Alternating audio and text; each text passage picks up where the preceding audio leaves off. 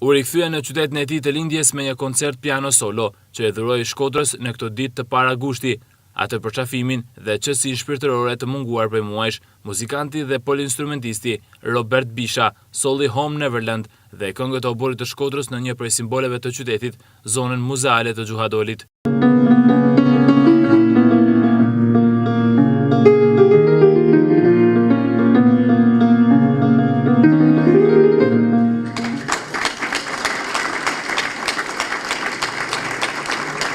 Në rrugën që mban emrin e të parit kompozitor shqiptar Palo Kurti, qendra rinore Arka riktheu një pasardhë si Bisha, i cili përjetoi emocione në këtë koncert. Më tepër se sa me relaksu, ka dashur me një përqafim kolektiv, një përqafim i madh. Edhe për këtë arsye e kena organizuar me qendrën rinore Arka, do të thonë me Artën edhe me Marian, pikërisht kështu, a mundona me dhënë një përqafim. Tani në përqafimet i japim në mënyrë virtuale apo edhe në mënyrë me shikim, se kanë intensitetin e tyre.